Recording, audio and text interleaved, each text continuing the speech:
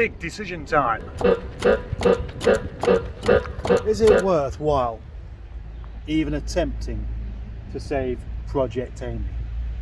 Or should it just have a dignified end like so many other cars have to do now?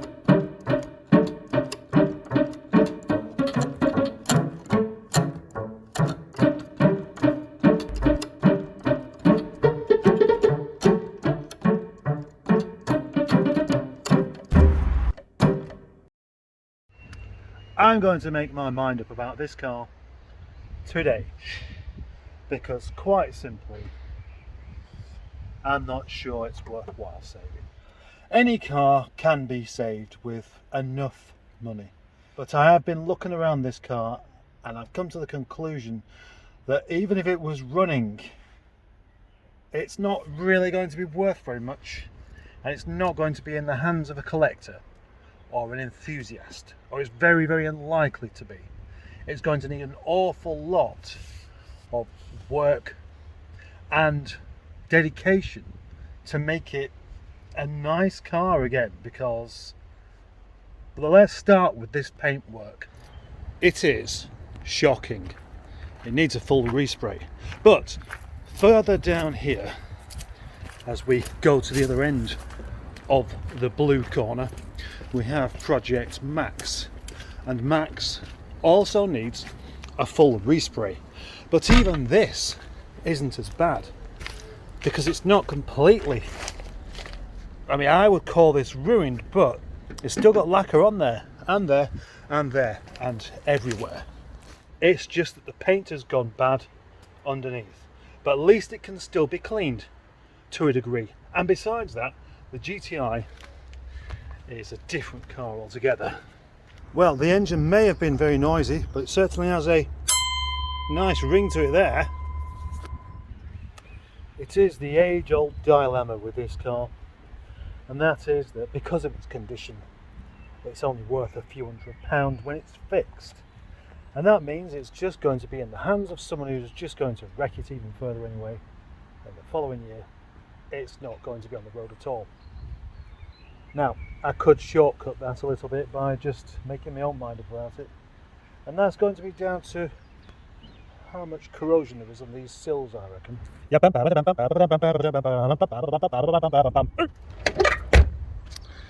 This looks quite solid under here until you get to where these welds have been done, and just a quick tap, it makes holes all the way along this sill. It's all been welded. Great big patches, another patch there, patches upon patches, and then with a little tap, a hole. So they're basically welded up bits for the MOT. All that needs doing properly, really. That's not good.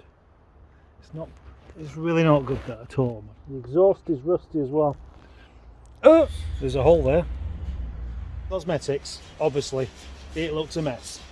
Structurally, it's not structurally sound, and mechanically, it's not mechanical at all. It's just stood there. I've known for quite a while, really, that this car isn't really going to make it, but I've been kind of hanging on, thinking about doing the right thing. But the right thing is probably to put it out of its misery. I did take the rocker cover off and turn the head over manually. It all worked freely, so the engine might be okay, but the chap who I got it from did say it was making a right racket beforehand. That could have been because the water pump was seizing up, or it could have been because the engine was on its way out as well. Just looking at the colour of the engine oil in there, I don't think it's been serviced for a while. Maybe a very long while, in fact. Other notable points on this car. Well, the interior is just a bit on the worn out side, I'd say. And that's not a feature I like a great deal. Also, there's no coolant in there at all. I've been having a squeeze of the pipes and I can't hear any coolant rushing around anywhere. Listen. Oh gosh, that's a stiff pipe, that.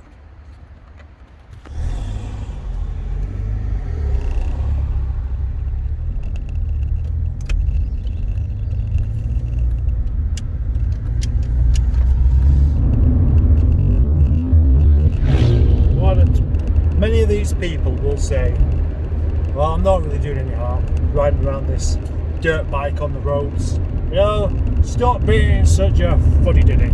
Although they wouldn't say fuddy-duddy. But actually, I just noticed this as well. When you see one of these people on a dirt bike, an unlicensed dirt bike, and they've got no helmet on as well, they're always riding erratically. It's not even like they're doing it sensibly. It's not like they're just trying to get from one place to another and they've got their helmet. No, they're out there doing really stupid stuff, and then you know, they disagree with anyone complaining about them. Whoa! Overtaking two cars. Admittedly, that Volkswagen Golf is going quite slowly. But when I say quite slowly, he's going slowly for a Golf because he's currently doing 35 miles per hour. That's one of the reasons why it's good to be going at a sensible speed. And look, there's that van still.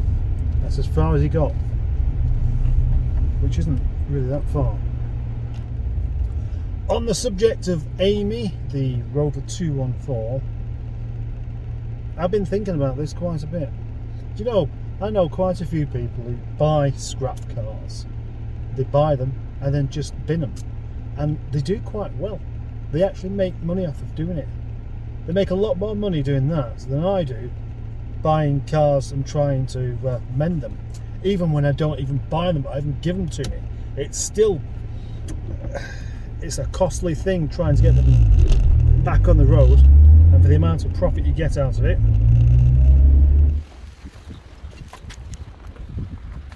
This tarp is actually too heavy to carry, so I'm going to put it on the trolley. This could be a very useful thing, but it is very heavy. But how big is it? That's the question. For that weight, I'm going to expect it would be big enough to cover a car.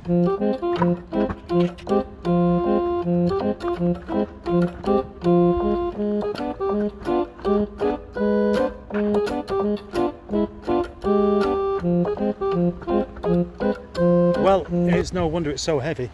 That is only a quarter of its actual size. And there's not enough space to unfold it going that way. Yeah, there is. Yeah, I could unfold it going that way, but not across that way. I can't actually unfold it properly because it's too windy. It's catching the wind. But there we go, that's the length of it, which to me looks about, well, 25 foot long. 25 foot square then. I could cover up a few gearboxes with that, that's for sure. About an hour ago, I could hear a police helicopter knocking around outside, and it didn't seem to go away, and then it just carried on. More and more police helicopter sounds, and I thought perhaps someone had stolen a police helicopter and they was just having fun chasing the police with it or something. And it got to the point where I thought, it can't really be that. Maybe one of our neighbours is playing the police helicopter soundtrack album far too loudly, and that's what that is. But then, just on my way to work now, nearly an hour later, I've just seen it still knocking about in the sky. It's amazing.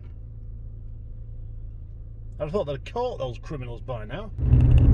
Skoda Octavia and a W Reg. I didn't realise they did them that long ago.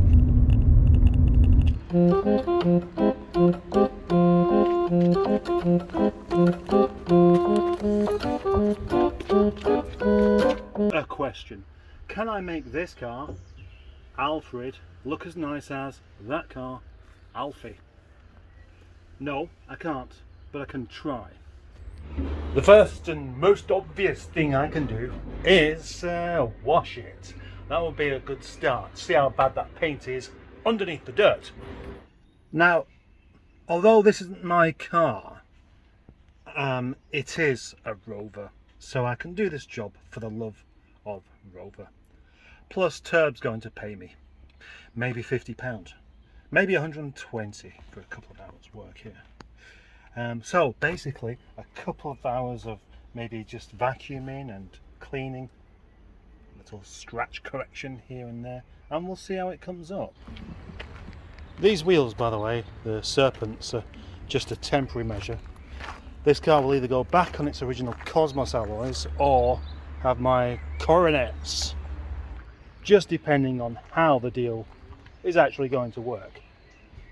And also because I'm not sure I like those wheels quite as much as I originally thought.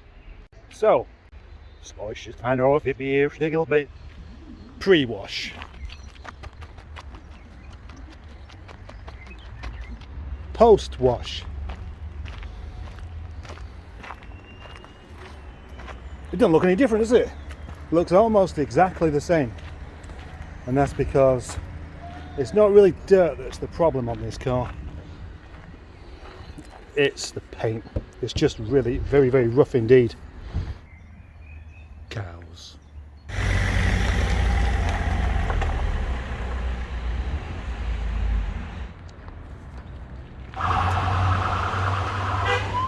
What a strange video this is turning out to be, because it's now Sunday and it started on Friday, and tomorrow will be Monday when you see it.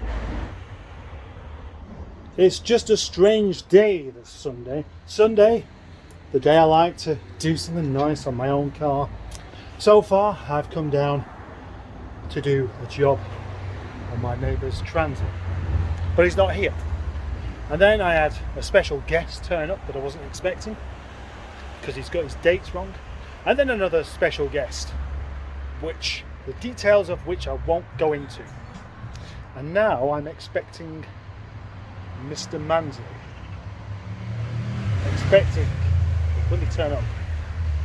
So in the meantime, I may as well give Nigel a scrub over. Hello.